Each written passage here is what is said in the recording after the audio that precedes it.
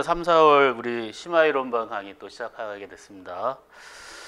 3, 4월 강의는 이제 드디어 교재를 가지고 이제 시작하게 되는데 아직 지금 마지막 출판 지금 아마 그 찍어내고 있는 단계로 알고 있습니다. 그래서 첫 주는 제가 좀 원고를 좀 빨리 보냈어야 되는데 그 아쉬움이 있어가지고 하나라도 좀 더 여러분들에게 넣을 건 넣고 뺄 건 빼려는 마지막까지 고심이 좀 있었어요. 그리고 아무래도 이 편집 체계 같은 것들도 손을 좀 봐야 되겠고 그냥 우리 보통 이렇게 출력해서 보는 경우에는 뭐 그런 불편이 좀 덜한데 책으로 나왔는데 모양 자체가 일관되지 않으면 사실 여러분들이 불편할 거 아니에요. 그리고 일종의 상품으로 지금 이게 나오게 되는 건데 뭐 함부로 하기가 좀 그래서 계속 시간을 끌다가 한 주 정도 지금 늦게 됐는데 어쨌든 이 교재가 나온다는 것은 저한테는 일종의 좀 더 책임감이 강해지고 또 여러분들한테는 한편으로는 좀 더 편하다고 할까요? 어떤 미리 좀 예습도 할 수 있을 것이고 지나가더라도 복습하기에도 참 여러모로 좀 빨리 했어야 하는데 좀 늦었다는 게 좀 여러분들한테 미안한 마음이 들고요. 하지만 그래도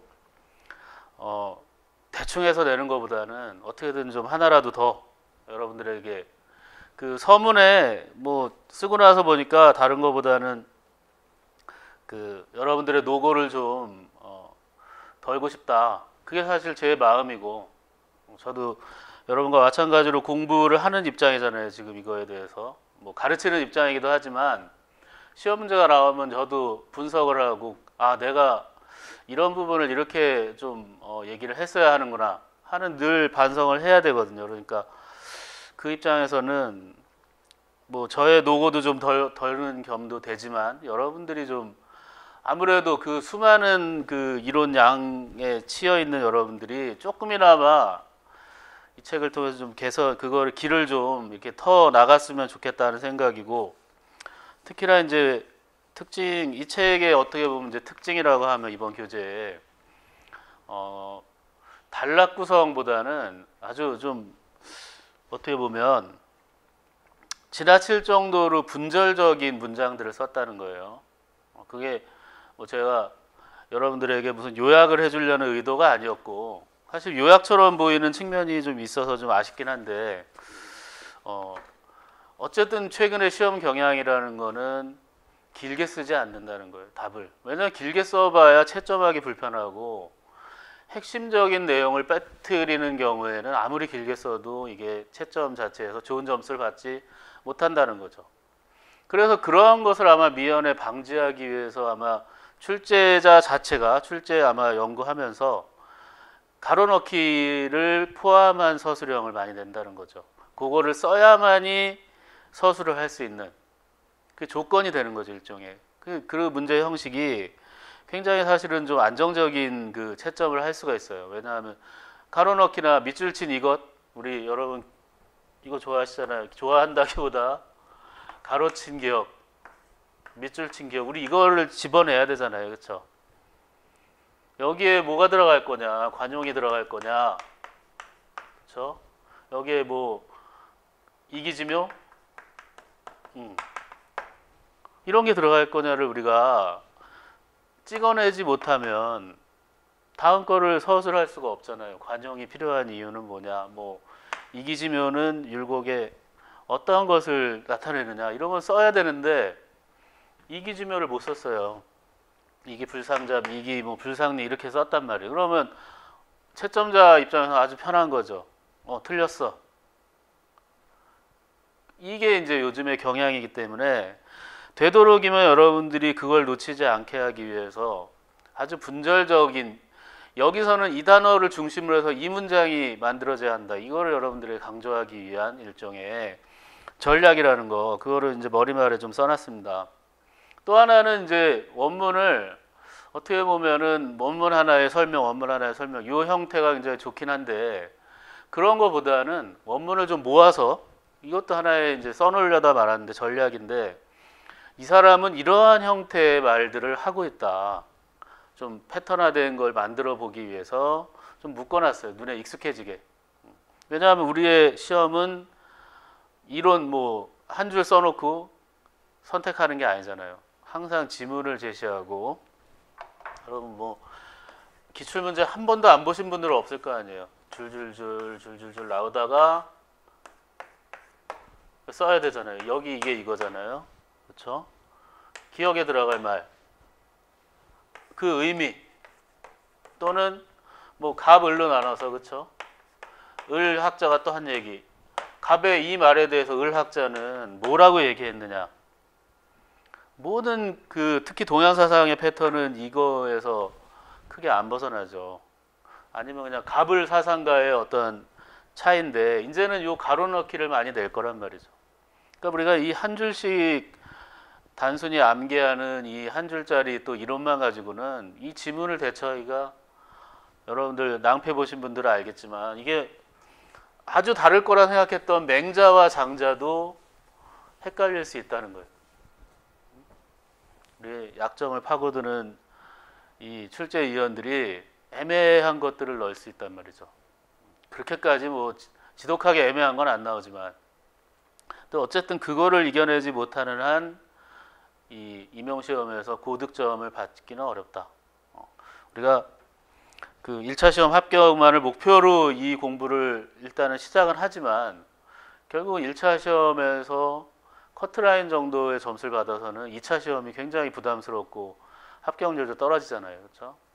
1차 시험에서 우리 요즘에 최근의 경향이, 여러분들은 느끼시는지 모르겠지만 아주 명쾌한 문제들이 나와요. 꼭 나와야 할 문제들. 왜냐하면 문제수가 적기 때문에.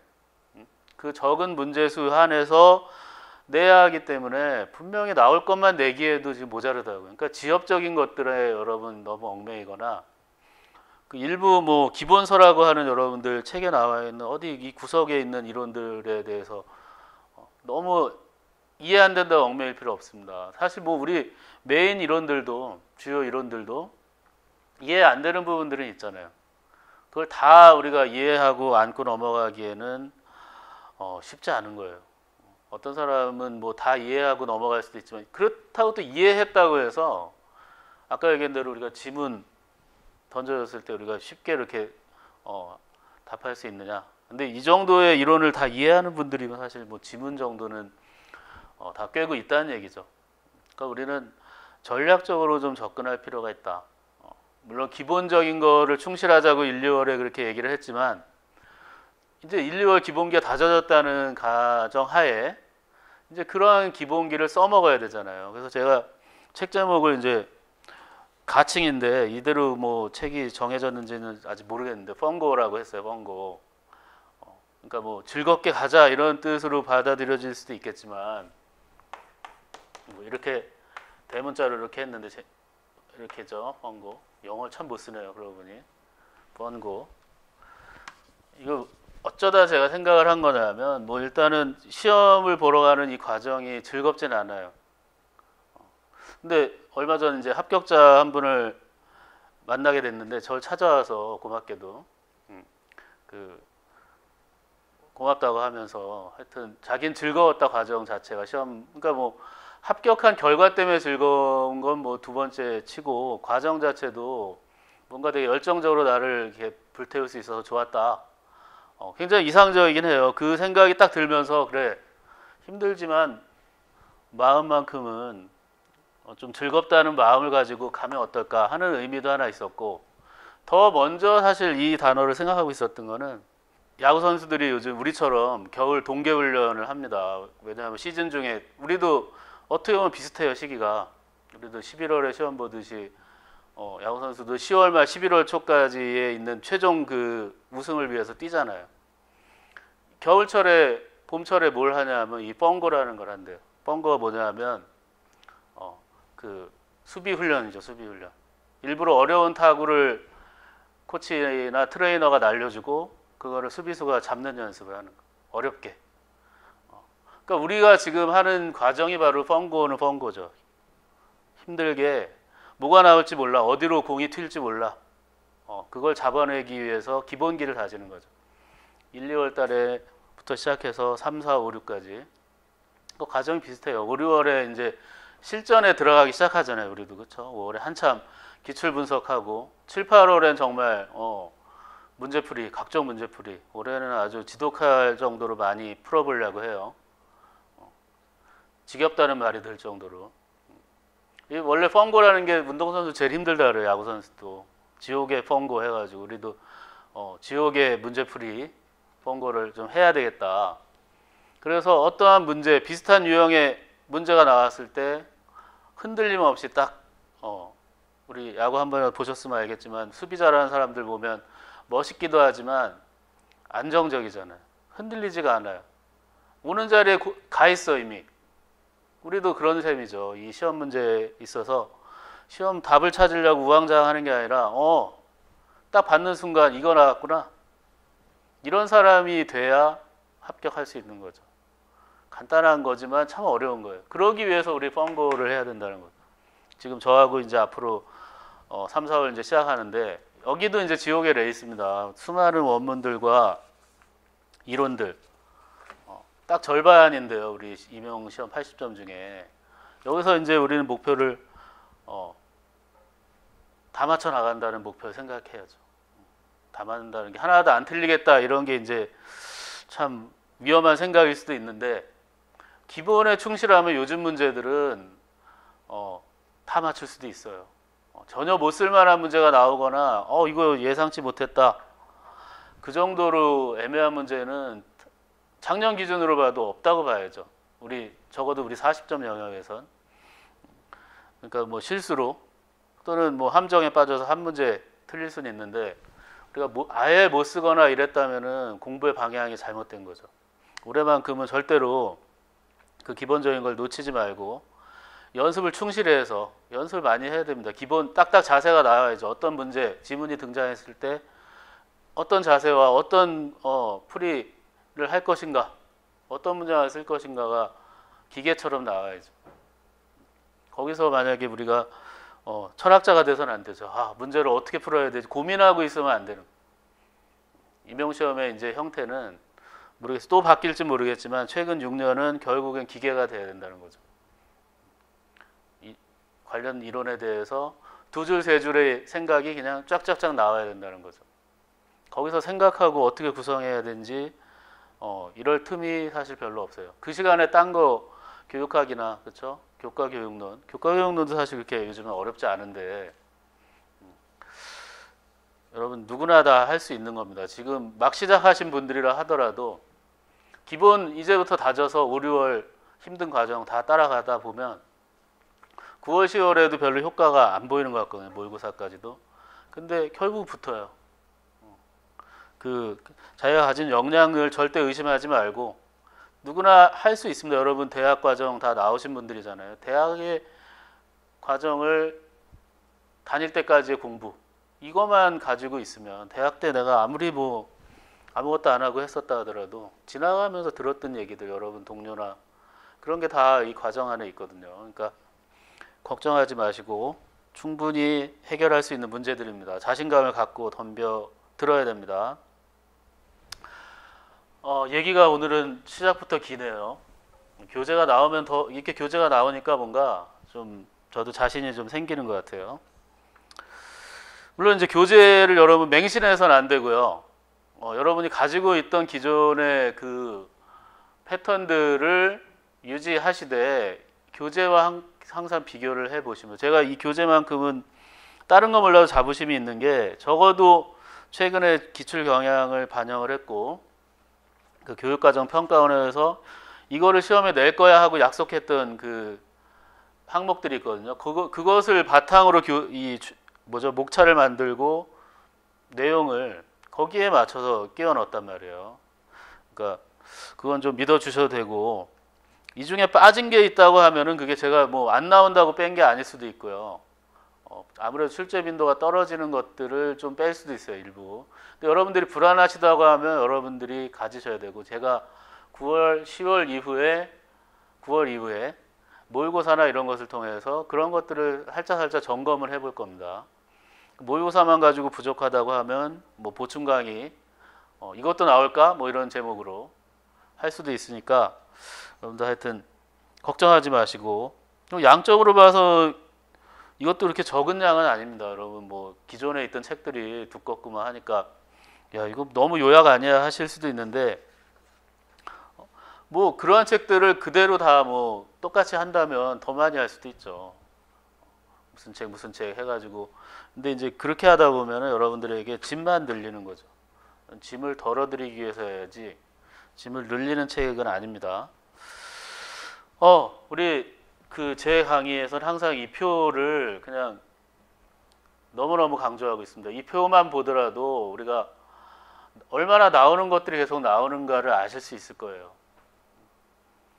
물론 이제 그 나오는 것에서의 세부 주제가 조금씩 차이가 있다는 거는 인정해야 되는데 그렇다 하더라도 이 보세요. 주의만 하더라도 주의, 경물치지, 심성론, 지행론, 심통성정, 경해수요. 이거는 뭐 안 나올래야 안 나올 수 없는 것들이잖아요. 한 번 더 이게 다시 돌아 또 나와도 됩니다. 2020년에. 뭐 동양사상에 윤리사상이라고 해서 내기 좋은 게 이거 외에는 사실 별로 없잖아요. 제자백과도 마찬가지예요. 장자, 순자, 맹자, 그렇죠? 한비자, 노자, 뭐 이름 익숙한 이름들이잖아요. 이 사람들이 섞어서 이렇게 나오는데 그걸 결국엔 우리가 한 사람 한 사람이 뭔 얘기를 했는지를 숙지하고 다른 사람과의 비교를 이건 이제 문제를 통해서 우리가 해봐야 돼요. 이론 가지고 계속 여기서 설명해봐야 또 엉킬 수가 있으니까 여기서는 개개의 이론들을 각계격파해 나가면서 필요할 때는 이제 비교를 하겠지만 문제를 통해서 해결을 해야 된다. 실전형이죠, 실전형. 여기 원효 진울 같은 경우도 마찬가지예요. 한국 육아사상 2가 벌써 2년 연속이죠. 정약용 한 해 걸러서 또 나왔죠. 그 퇴계가 한번 또 서운하니까 나올 때가 됐다는 이제 예상이 이런 예상을 해 가면서 여러분들이 공부를 하셔야 되는 거죠. 근데 이제 퇴계의 경우도 나올 게 이제 거기다 나와서 뭘 또 낼 거냐 다시 4단 7점으로 원점으로 다시 돌아갈 거냐 그런 것까지도 추정을 하는데 그거는 이제 앞으로 기출 분석 문제풀이 모의고사 지겹게 또 이제 얘기할 겁니다. 근데 벌써부터 이제 그거부터 시작하면 여러분들이 너무 또 전략에만 치우칠 수 있어요. 기본기를 또 놓칠 수 있으니까 3, 4월은 여전히 기본기 7, 80에 두고 나머지 20%는 그에 맞는 전략들을 미리 좀 소개하는 형식의 강의가 될 거예요. 오늘은 이제 동양사상 시작이니까 이제 서양사상은 그때 가서 한번 이거 더 띄울 겁니다. 동양사상 2016, 15, 14 지금 6년째 경향만 봐도 돼요. 우리가 그 이전 거는 문제에 어떻게 보면 옥석이 있어요. 더 이상은 이제 활용되지 않을 문제들이 있다고. 객관식 중에서도 오늘날에도 이거 주관식으로 변형해서 낼 만한 게 있다. 이런 게 있지만 전혀 이제 더 이상은 이제 용도 폐기된 문제들이 있어요. 그런 것까지 안고 가서는 안 되는 거죠. 일단 6년을 기본적으로 안고 가되 거기에서 필요한 것들은 또 찾아서 취해야죠. 그거는 제가 5, 6월에 추가적으로 그리고 지금 3, 4월 강의 안에 있는 내용들이 사실 기출 분석 예전 거 2003년부터 있던 거를 반영한 내용들이에요. 어떤 뭐 철학사에 있는 내용들을 가져오기도 했지만 기출 분석 안에 있는 용어들 그리고 교과서 용어들을 충실히 가져왔다. 여기 보면 이제 양주, 순자, 장자. 이게 장자가 생각보다 비중이 높죠. 주의 보세요. 계속 나온다고요. 대학 신독의 의미, 주저, 양매, 지행이론. 나오는 것들이 나온다는 거 여러분들. 용수가 초반에 좀 많이 나왔다가 요즘에 좀 줄어들었고요. 진울, 원효 꾸준하죠. 이황이 초반에 힘을 썼어요. 4, 5, 6까지 그렇죠? 3년 연속 나오다가 쉬고 있죠. 그러니까 3년 주기라고 또 예측을 해보면 이황이 이번에 안 나올 수가 없구나 이런 생각이 드는 거죠. 근데 이황 문제를 내기에 좋은 게 뭐냐면 이황을 가지고 경 문제를 다시 낼 수 있다는 거죠. 주의를 가지고 경을 냈잖아요. 근데 이황의 글을 가지고도 주의하고 똑같은 형태의 문제를 낼 수 있어요. 사실 경은 이황의 영역일 수 있죠. 경을 강조한 이가 성이 있죠. 성실할 성. 사실 이 우리 윤리 임용 시험의 문법에서는 성은 이이고 경은 이황이죠. 이게 만약에 철학과나 교양 수업이었다면 이런 얘기조차도 하는 게 참 거짓된 얘기죠. 뭐 누구는 성 얘기 안 했나, 누구는 경 얘기 안 했나 이런 이제 당장에 비판이 따를 수 있는데 우리 이명의 문법에서는 요 패턴으로 간다 이거죠. 그러니까 이런 것까지도 우리가 감안을 한 공부여야지 여기서 우리가 뭐 교양 수업을 쌓거나 뭐 철학사의 전반을 이해하겠다 이런 원대한 꿈은 약간 접어두시고 나중에 개인적으로나 따로 또는 뭐 더 상급 대학원을 진학한다든지 거기서 공부를 하셔야지 여기서는 일단 문제 맞추기 위한 공부다. 아주 현실적이고 결과적인 공부를 여러분들이 지향하셔야 된다는 거예요. 그렇지 않으시다면 이 임용시험을 안 보시는 게 좋죠. 그냥 다른 길을 찾아보시는 거고 임용시험을 여러분 이 자리에서 이 강의를 듣는다면 결국은 전략적이고 결과적이어야 돼요. 잠시 1년 동안은 분명히 그거를 생각하셔야지 다 안고 가겠다. 뭐 순자 관련된 하나하나 세세한 용어들까지 다 이해하고 뭐 아무 부질 없습니다. 순자에게도 나오는 것이 있고 나오지 않을 것이 있어요. 풍울한 철학사 많이 보시는데 그나마 이제 간명한 철학사 보시는 분들은 좀 그게 고통이 덜한데 진짜 정통파들이신 경우에는 그 2권짜리 있습니다. 저도 잘 안 보는 책인데 좀 지겨워서 그거 보시는 분들도 있어요. 원문 많이 나온다고. 물론 그렇죠. 원문만 보시면 사실은 괜찮긴 한데 원문 보면은 답답하잖아요. 뭔 얘기인가. 밑에 보다 보면 시간 이제 가는 거죠. 뭐 보다 보면 또 아쉬우니까 정리하실 거 아니에요. 그렇죠? 우리 뭐 풍울한 하는 사람 거만 본다고 해서 그게 다 해결될 건 아니에요. 그래서 여러 그 시선을 갖춰야 된다는 거죠. 그러니까 제 것도 하나의 시선이 됐으면 좋겠는데 되도록이면 좋은 시선, 그 뭐라 하죠, 시행착오 없는 시선이 되려고 저는 이제 많이 노력하고 있고요. 여러분들도 좀 도움이 반드시 되셨을 거라고 생각이 됩니다.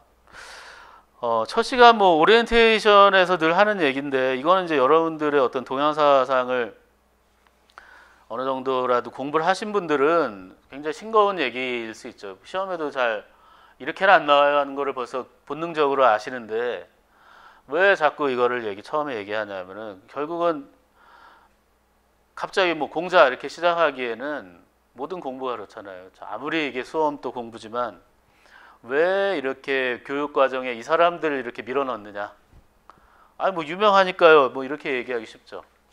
그럼 유명한 사람이 이들뿐이냐 이거죠. 아니 이 사람 말고도 유명한 사람은 많습니다, 여러분. 교과서에 실릴 만한 이유들은 다 있는 거죠. 윤리학적으로 뭔가 의미가 큰 사람들이죠. 그러니까 그 윤리가 뭐냐 도대체 동양 윤리. 그러니까 그게 특징이 뭔지를 우리가 알아야 된다는 거죠. 1, 2월 강의에서도 뭐 간단하게 얘기는 했지만 우리 한 번 더 얘기할 의미가 있는 것 같아요.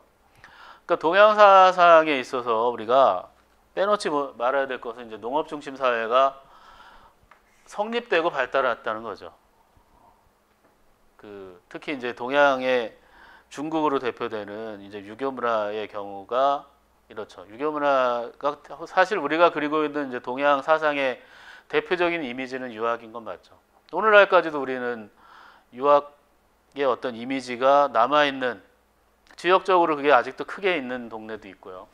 아주 완전히 도시화돼서 그런 게 사라진 데도 많지만 농업 중심 사회고 유교 중심 사회였다는 건데 그 중에서 이제 농업 중심 사회 여기서는 뭐냐 하면 농사를 지으려면 여러분 자연하고의 관계를 설정하지 않으면 안 돼요. 자연을 우리가 이겨내기 참 어렵고 아니면 자연을 이해하거나 자연이 이렇게 흘러가는구나 그러면서 이제 순응하게 되는 거죠. 이해하게 되면 얘네들이 막 아무 때나 이렇게 하는 게 아니라 이러한 패턴이 있구나. 그걸 이해하기 시작하면 자연의 변화, 농사가 이제 안정적으로 이루어질 수 있는 거죠. 이때는 씨를 뿌려야 되고, 이때는 뭐 물을 줘야 되고, 이때는 풀을 걷어줘야 되고, 뭘 어떻게 해야 되고, 자연의 변화. 비가 안 올 수도 있으니까 뭐 저수지에 물을 또 받아놔야 되고, 이런 것들이 다 자연의 변화를 이해하는 거잖아요.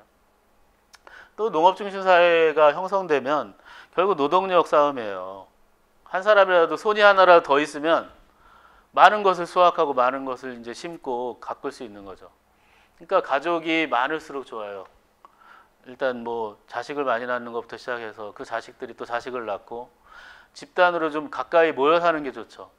그 시골을 가보면 아직도 농사 짓는 곳에는 집성촌이라고 해서 비슷한 성씨들이 많이 모여 살잖아요. 그 문화가 여전히 있죠. 지금은 다 뿔뿔이 이제 왜냐하면 모여 사는 것보다 흩어져서 각자의 그 삶을 사는 게 더 효율적이라고 생각을 하잖아요. 개인의 어떤 삶을 존중하는 게. 이러한 이제 자연의 변화, 가족 공동체 형성을 통해 이제 자연에 대한 관심이 지대해지는데 이제 농사에 대한 것과 관련된 아주 단순한 자연만 이해하는 게 아니라 이제 그러한 자연의 어떤 더 원대한 법칙 하나하나 이제 알아갈수록 이러한 게 이제 우리의 지성을 자극하는 거죠. 내가 이러이러한 걸 알아내니까 너무 신기하고 신기했지만 또 알다 보니까 이게 법칙이 되니까 남들에게 알려줄 수도 있고 교육도 가능해지는 거죠.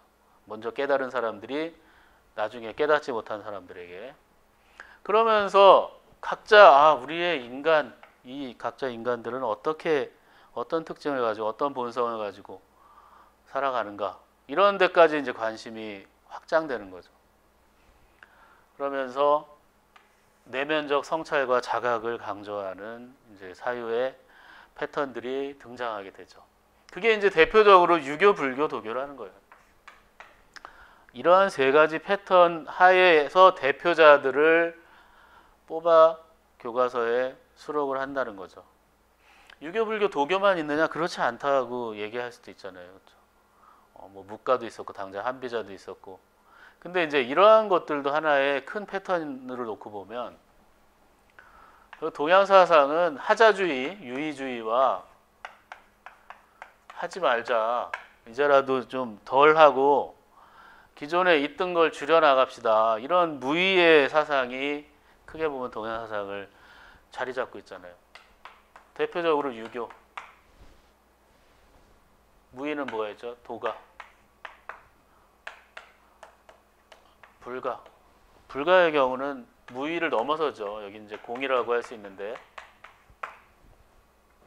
유교 안에서도 공자의 경우는 살짝 걸쳐 있어요. 무의에 너무 이 유의에만 강조하지 않고 무의적인 삶도 굉장히 동경한다고 걸쳐 있어요. 공자는 여기에 맹자는 이제 확실히 유의의 단계로 왔죠. 뭔가 우리 해야 되고 도덕적이어야 되고 옳은 일을 해야 되고죠.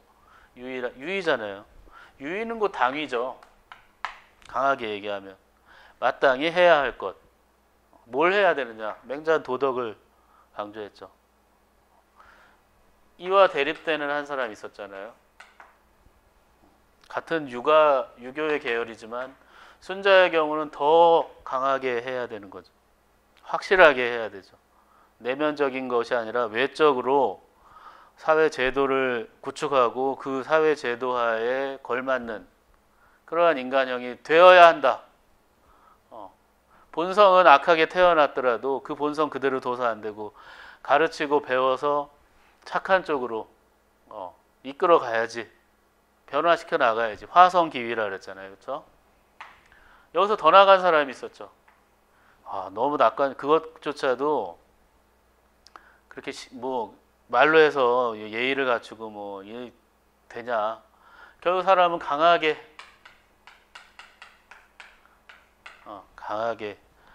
정말 제도 안에서 꼼짝 못하게 원칙대로 뭔가를 해야 된다. 한비자라는 사람이 있었고요. 또 한 사람은 뭐예요? 자꾸 남한테 뭘 강요만 하지 말고 실제로 보면 내가 먼저 할 생각을 해야지. 솔선수범해서 내가 나를 희생하면서까지라도 해야 돼. 묵자라는 사람이 있었잖아요. 그렇죠? 겸해하고 교리 실제로 이득이 되는 행동을 해야지. 남에게도 이익이 되고 그 남의 이익이 되다 보면 다 그게 나의 이익으로 돌아오지 않냐. 이렇게 유의의 계열이 있었잖아요. 그렇죠? 무의 계열은 누구였죠?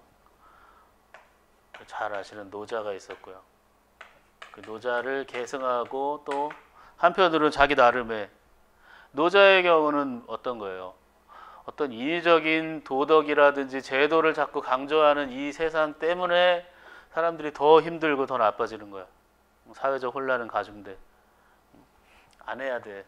하나라도 덜어 나가고 무언가 명분이나 이런 걸 강조하고 이렇게 살아야 돼 제도를 얘기하는 사람 치고 제대로 된 사람이 없다는 거죠. 이렇게 혼란을 가중시킨다.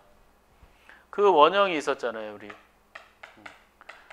양주라는 사람이 있었죠. 나는 진짜 시키는 건 안 해 이거죠. 우리 나라의 발전을 위해 전쟁하러 갑시다. 전쟁하러 가면 난 죽잖아. 난 죽으면 무슨 의미가 있어? 내 목숨이 가장 소중하지. 경물중생, 그렇죠? 전생보진. 원형이 되는 양주가 있었죠.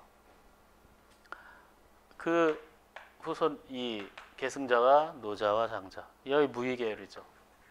우리 공계열의 불가는 뭐예요? 이 모든 현재의 혼란이든 뭐든 이런 것들은 다 인과 연이로 맺어진 관계고 결국은 다 한순간에 스쳐 지나가는 것들이고 그 어떤 것도 실체가 없다. 자성, 무자성이라 그랬잖아요. 결국 다 헛된 것이고 공이고 색이고 그렇죠? 공즉시색, 색즉시공 이렇게 얘기하잖아요.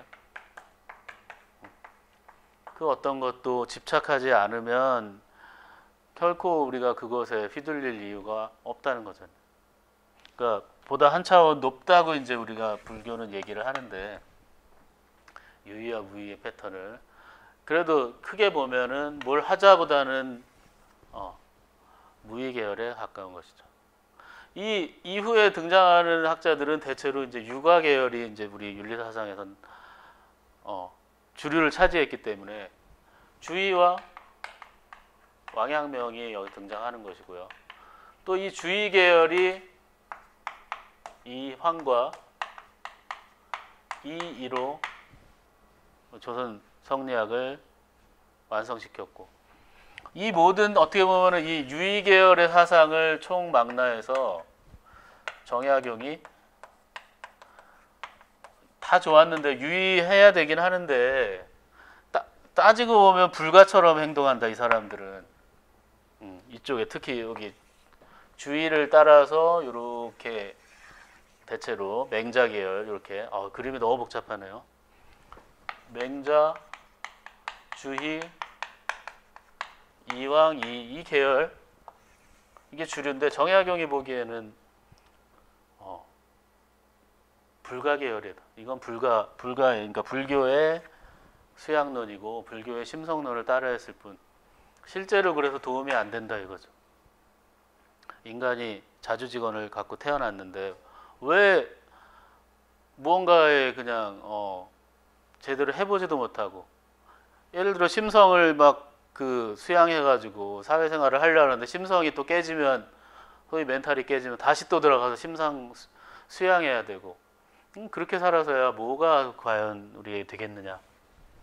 정약용 같은 경우는 우리 역사지만 또 굉장히 이 윤리 사상 안에서 한마디 할 수 있는 그렇기 때문에 교과서에 실린 거죠. 불교 안에서도 우리 그 교과서 안에 실리는 진울, 원효, 의천 이 사람들의 어떤 사상은 불교 안에서도 통합의 노력. 그러니까 우리 윤리 교사가 여러분들 되시면 아마 그걸 거예요. 교과서를 읽어보시면 관통하는 게 다양성을 인정하는 가운데에 소통을 통한 사회 통합. 이게 이제 우리 윤리 교육의 큰 방향이잖아요. 그러니까 이제 이 안에 들어있는 사람들도 그런 게 가능한 되도록이면 그런 사람들을 뽑으려고 했던 거죠.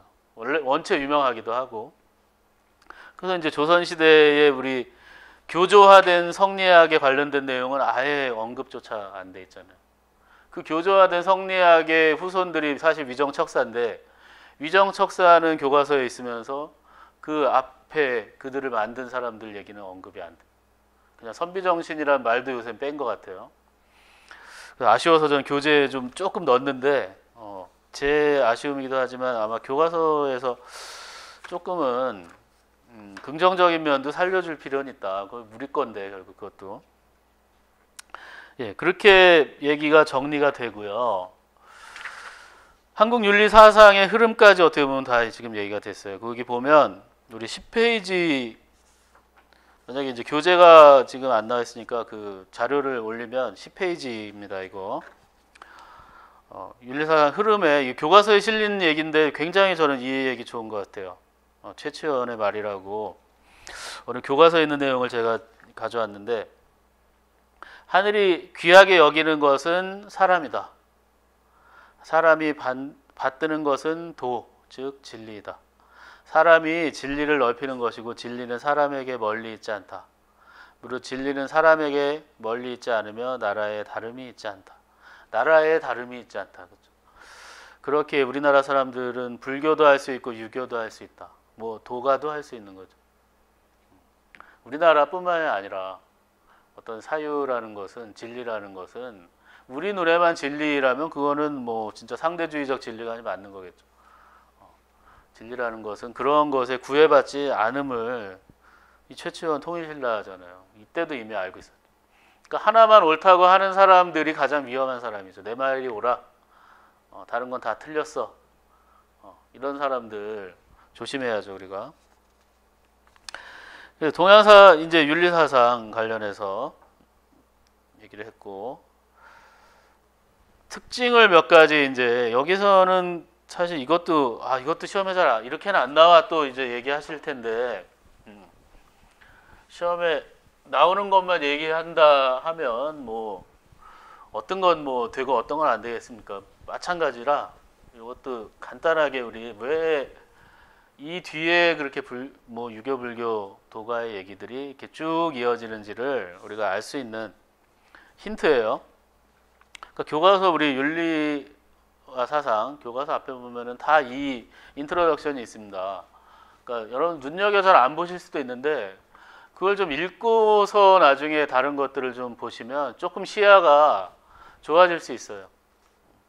너무 드립다 한 사람 한 사람 각계격파해가지고 사람으로만 들어가 버리면 이 그림이 잘 안 그려질 수도 있다는 거죠. 그래서 우리 동양윤리 사상의 특징 첫 번째는 유기체적 세계관이죠. 유기체적 세계관 뭐냐? 모든 것이 얽혀 있다는 거예요. 이렇게 뜯어지지 않고 다 얽히설키 얽혀 있다. 상호 의존의 관계다. 한마디로 얘기하면 서로 의존하지 않으면 있을 수 없다는 거죠. 각자 개별적으로는 있을 수 없고 불교에서 대표적으로 인과 연으로 그걸 표현하잖아요. 연기설 여러분들. 그래서 연기설이 이 윤리사상, 불교 사상 안에서는 제일 중요하고 바꿔가면서 시험 문제가 나오는 거예요. 그걸 인연을 설명할 수 있는 연기설을 설명할 수 있는 용어들, 원문들 반드시 지금도 기억을 하셔야 되는 거고요. 올해 또 나올 수도 있으니까. 그리고 또 자연과의 합일, 자연과 우리의 인간의 관계를 불가분의 관계로 순자 한 사람만 아주 명시하고 그 지분, 천인 분리를 명시하고 나머지들은 항상 동경하거나 결코 사람이 이 자연, 하늘과 다른 더 뭐 이상을 높이지 않았다는 거죠. 어떻게 이제 동양사상의 가장 탁월한 그 시선이라고 할 수 있고요. 이상 사회를 항상 제시했다. 이게 결국 지금 사회에 만족하거나 이 뭐 철학이나 사상이라는 게 그 현재의 어떤 상태를 만족하면 철학이라든지 사상은 사라져 버리죠. 불만족스럽고 어떻게 하면 더 나은 세상을 만들 것인가 그 고민 때문에 우리가 사상이 발전하고 사회사상 같은 경우는 그 방향을 제시해 주잖아요. 문제가 있을 때 지적하고. 그러니까 이 이상사회, 동양사회도 마찬가지로 유교에서는 대동사회, 불교에서는 불국정토, 이 노장사상에서는 소국가민 이러한 이상사회의 형태를 제시했다는 거죠. 각자 특징이 있잖아요.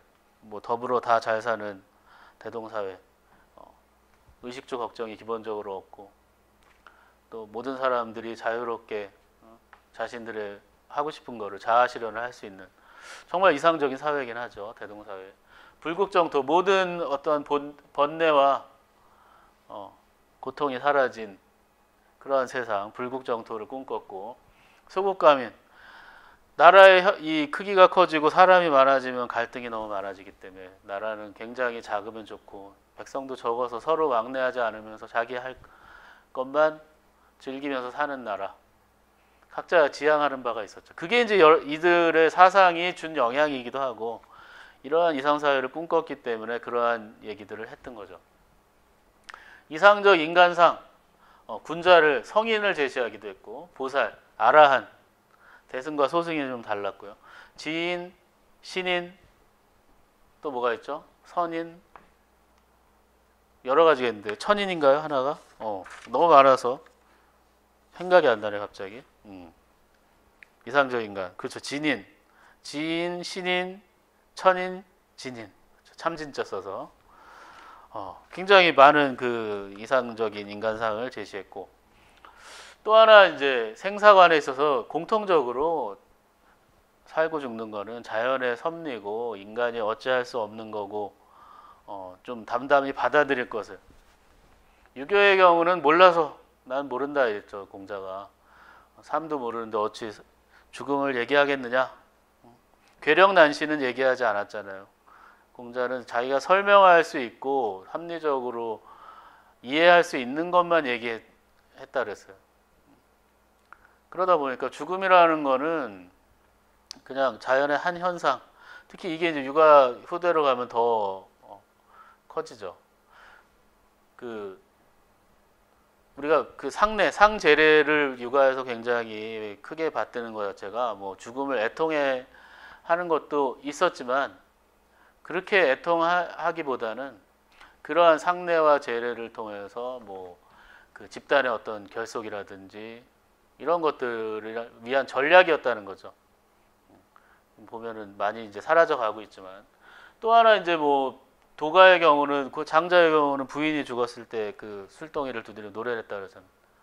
왜 그러냐? 그러니까 나는 자연의 섭리를 깨달은 사람인데 내가 울고 있다면은 그 깨달은 걸 거부하는 거 아니냐? 또는 이해 못하고 있는 거 아니냐? 그 나는 그 자연의 섭리를 당연하게 담담히 받아들이고 오히려 즐기고 있다. 지금 기준으로 보면 그렇게 좋은 태도는 아닌 것도 같고 부인이 죽었는데 또 하나 불교의 경우는 그냥 죽고 사는 것은 결국에 다시 끊임없는 윤회에 쳇바퀴한 과정이잖아요. 그렇죠? 다음 세계에 어떻게 다시 좋게 태어날 것인가. 그러니까 현재의 삶을 충실하게 그리고 업보에 따라 이루어지는 것이기 때문에 이 죽음이란 생사관에 있어서 굉장히 초연해 있는 그러한 모습을 보였다는 거죠. 한국 윤리 사상의 특징의 경우는 뭐 이러한 것들을 다 고스란히 흡수해서 우리만의 이제 아주 좋은 것으로 좀 업그레이드했다 그럴까요? 그래서 이제 교과서에서는 그걸 이제 좀 약간은 오그라들 정도로 좋은 말만 이제 나쁜 말 쓰긴 그렇잖아요. 그리고 좋은 말도 좀 이렇게 아무래도 윤리 교과서다 보니까 그 몇 단어들을 보면 좀 지나친 측면도 있지만 이렇게 정리해 볼 수 있죠. 우리는 어쨌든 간에 조화 정신, 특히 이제 단군 신화를 중심으로 보면 인간과 자연, 인간과 사회 조화를 이루는 것을 강조했고 유불도가 적절히 융합됐다. 적어도 이제 고려 시대까지는 그게 이제 균형이 어느 정도 있었는데 조선 시대에는 이제 불교는 눌러버렸고요. 도교의 경우는 민간으로 숨어 들어갔죠.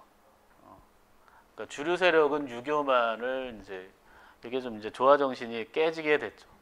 그러니까 조선 시대의 그 경직된 또 측면이 이러한 이제 균형의 저해, 그게 이제 한 원인이 될 수도 있죠. 또 이제 평화 정신과 민본주의를 추구했다.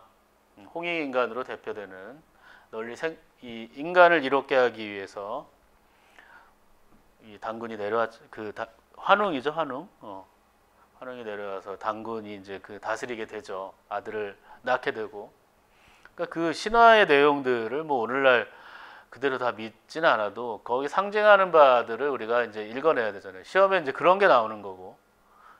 최근에 안 나오고 있지만 나와도 뭐 문제는 없는 것들이죠. 인격 완성에 굉장히 그 관심이 많았다. 특히 조선 성리학의 경우는 아주 과도할 정도로 인간의 내면 심성론을 깊이 탐구하고 중국에서 관심 갖지 않았던 사단과 칠정의 문제, 또 인물성 동의론, 인과 물의 본성이 같으냐 다르냐 이런 문제들까지 아주 깊이 있게 파고들어서 학문적으로는 아주 굉장히 성과를 많이 드러냈지만 이게 현 실생활에는 크게 도움을 못 주었다는 다산의 비판도 받아들여야 되는 그런 이제 상황을 가지고 있죠. 그래서 이렇게 뭐 또 짧게나마 우리 동양 한국사상의 서론, 왜 이 뒤에 사람들이 잔뜩 등장해야만 하는가 중요하기도 하지만 요 패턴 서론에 맞는 설명을 하기 위해 이러이러한 사람들이 배치될 수밖에 없다. 그거를 여러분들이 인식하라는 측면에서 얘기 드렸습니다. 그럼 잠깐 쉬었다가 이제 또 본격적으로 공자부터 시작하도록 하겠습니다.